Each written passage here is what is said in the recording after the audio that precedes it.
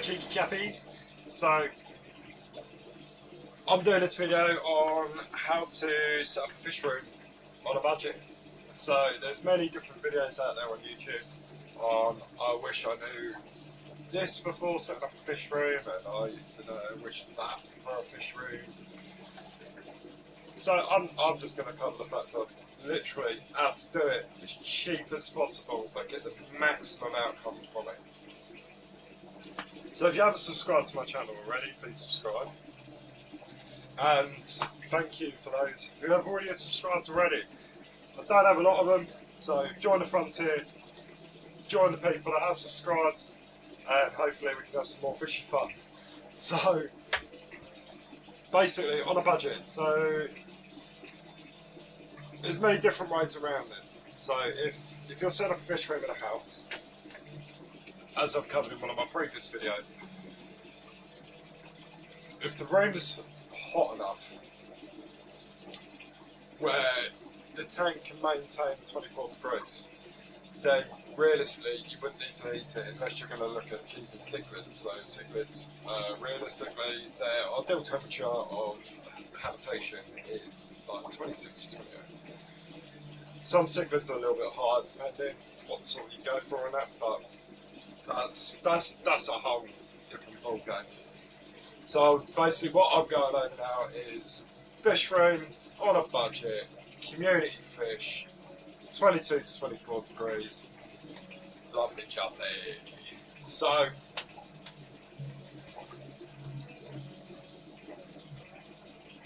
my friend Jake, big shout out to you, big man, big shout out.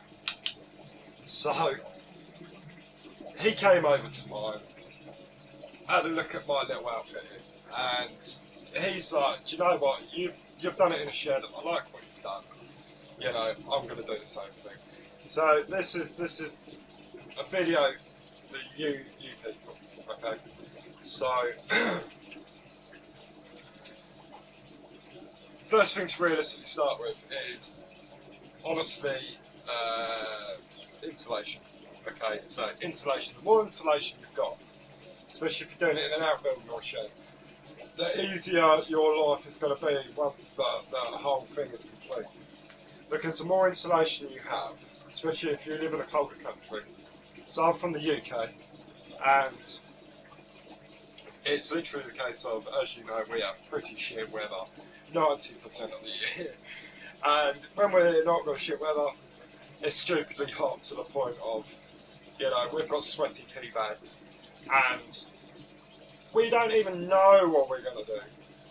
But it is what it is. Okay, so insulation. So insulation works in both ways. So it'll keep the warm in and it'll keep the cool air in it equally. So if it's hot outside, it'll stay cool. If it's cold outside, it stays lovely. So it's the warm. More sweaty tea bags. So it's literally the case of, so insulation is key. So the more insulation you've got, the easier it is going to be for you to maintain a steady temperature of your tanks within your fish room, if it's in an outbuilding or in a shed. Okay, so insulation is key. So with that, definitely look what's out there. It could be the fact of some places will be cheaper than others. I used house insulation in mine, so the stuff that goes in your roof, your loft insulation, I've got that pretty much packed in all of my walls. So it does stay pretty tasty in it. So that's insulation covered. So once you've insulated, the next thing you need to look at is generally the fact of how you're going to start with this. So when I started this whole fishy enterprise, mad idea of craziness all rolled into one little ball of fun. So I started off with plastic tubs. Okay, so my recommendation, my suggestion is, if you're going to start a fish room, start small. Don't go mad, alright? I went mad right, to be fair. I started off with plastic tubs, right, and then I got a little bit too big for me boots, and the wife gave me one of good old backhanders, right across the back of the head. Because I loaded this place up with tanks, and the tanks needed heating and everything else, and the electric bill in winter was astronomical. I pretty much needed to like take out a mortgage just to pay for the electric bill. So keep this in mind as well, alright? Because that was nearly divorce papers, nearly. Okay, boys and girls, remember? You guys out there, I know you don't like to admit this, right? But your wife wears the trousers, we all know this, alright? It's no secret. It's fine. Between us guys. So, to start with tubs, okay? So, realistically, for a tub, what do you need? You need a cheeky little sponge filter. You need to have the tub at a decent temperature. So obviously, if the room's holding the heat in, you haven't got a heater. If not, just get a little thermometer on the front. Get a little, I forgot what it's called. A little heater. There we go. Moment of madness.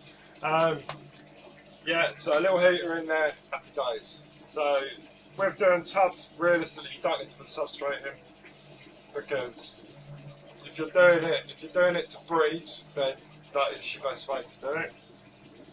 And then, so if you're breeding out, it's always just start with tubs. They're cheap, they're easy, happy days. A couple of quid from your local cheapy shop. Why not? But it works. It does work. I've done it.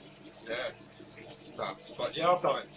So that's how you then progress. Okay? So you start off with your little cheeky pack tubs. You know, if you're breeding shrimp, throw some shrimp in there, let them go nuts. And so if you're breeding them for profit per se, so you start off with that, sell a few, and then it's literally the case of, you know, you can expand, buy some more tubs, so on and so forth. But say you want to go the other side of it. You're like, no, Nick, you lunatic. I don't want tubs in your fish room. Tubs are for storing, not breeding fish or growing fish out. You can do it. So, you want to go tank. Alright, so tanks, as I've mentioned in other videos before, social media all the way. Cheapy sites for sponge filters, your air pumps, your pipes, your lighting, and all of that, right? But you've gone on your social media, or your local fish supplier is having a refit, so you've gone and picked up a load of extra display tanks. So you've got all of these, right? My next recommendation would be build your own racks, alright? Because if you build your own racks, it works out cheaper than what it would be trying to buy a rack from someone. So in the UK we've got a shop called B&Q. So I go there with real cheap wood. So I buy this wood. I went on YouTube. I went and found out how to build a rack to hold Christ knows how much weight. So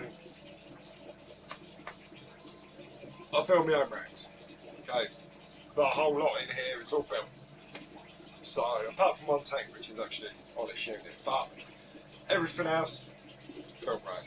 So that's by far the cheapest method possible by doing it that way.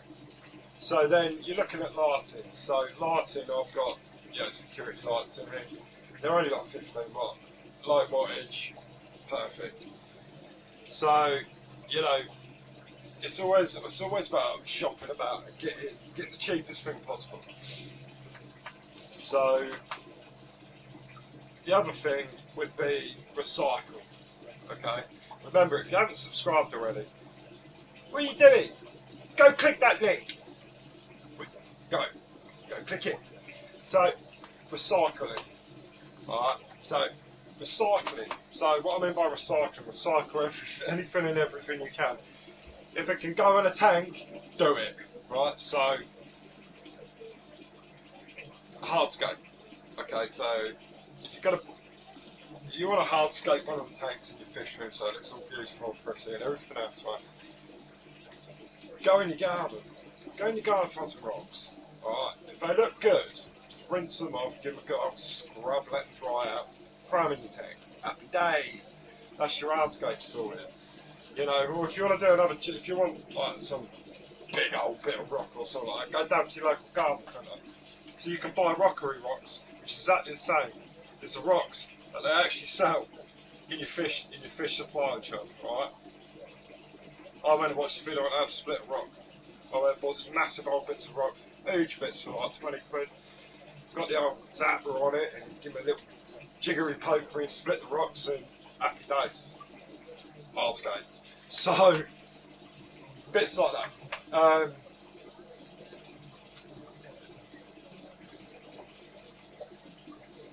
It's hard to explain because I just do all of this. So, behind me, this green stuff, that's it's fake grass. Fake grass. Why not put it on the wall? Keeps it warm. So we're doing your daughter's playground, and your daughters, should I say? I'll get in trouble for that from the missus. So we did their playgrounds, and the offcuts I just hung them on the wall just to make it look pretty. Recycling, isn't it? So trellis, got some trellis, got some old expandable stuff. We bought that for another project, went horribly wrong. Loaded the dog, she went bombing through it. Yeah, there was a gaping old hole. Bloody dog. But yeah, so I've scrapped that on the side of the bracket. Yeah, grow some plants up here. Happy days. So what else is there? So if you're doing things on a larger scale, my recommendation as well would be like a pond pump. Bit of tubing, hook it up to that, drill some little taps in it, air line out of it, happy days. It works, cheap as chips. Just PVC stuff, yeah. Easy.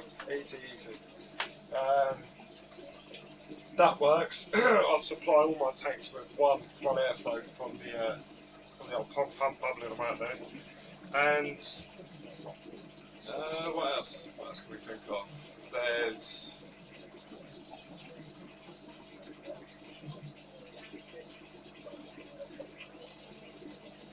plant pots. So plant pots, you can use plant pots. You can use plant pots for breeding. They're good. They're good little hideaways for fish. Plants. So obviously, if you're doing a one loop system like they do in fish shops, what I would recommend as well is live plants. So with your live plants, to be fair, you can go buy like 10 stem plants, plant them into one tank, and they'll grow. So you buy the 10, they'll grow up stems. Just cut the stems, replant them. 10 will turn into 20 will turn into 40, so on and so forth. Before you know, you've got a whole fish room full of plants. House plants, grow them in. You know, there's plenty of videos out there.